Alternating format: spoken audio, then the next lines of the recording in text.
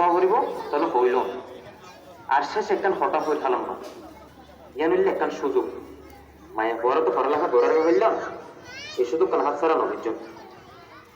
আচ্ছা ভাবি চাই। ঠিক আছে, আসসালামু আলাইকুম।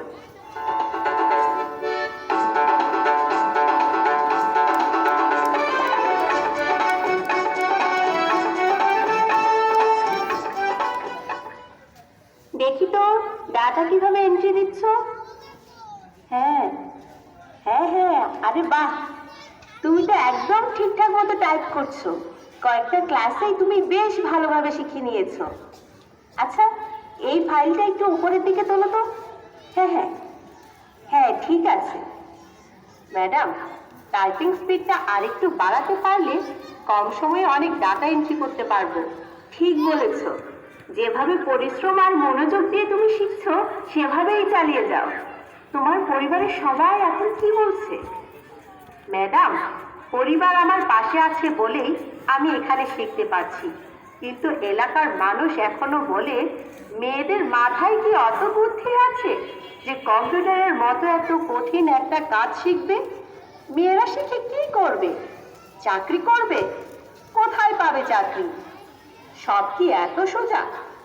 বাইরে চাকরিতে গেলে মেয়েদের নিরাপত্তা কি? আরো কত কথা। শোনো, আমিও কত বাধা পেরিয়ে এখানে এসেছি, এখনো টিকে আছি। তুমিও কখনো সাহস হারাবে না। আমাকে দেখে অনেক মেয়ে বাধা পেরিয়ে এগিয়ে আসছে, তোমাকে দেখেও অনেকে এগিয়ে আসবে। আসসালামু আলাইকুম ভাইয়া, আসেন। কেমন আছেন? ভালো আছি, আপনাদের ট্রেনিংটা দেখতে এলাম। জি ভাইয়া, আমাদের শিক্ষার্থীরা অনেক ভালো করছে। বেশ ভালো। বাহ, বিটা এবং সেভ দ্য চিলড্রেনের সাথে আমাদের কথা হয়েছে।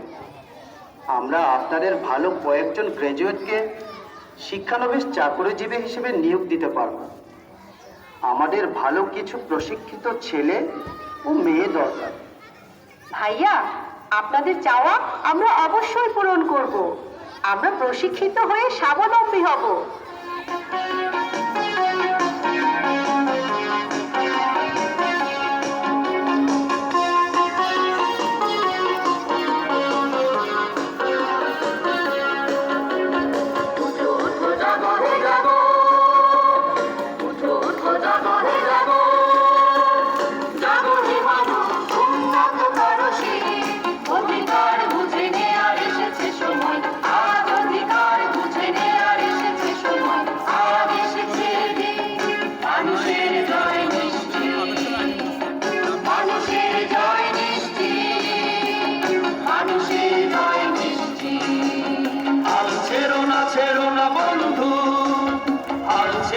ছেড়ো না বন্ধু,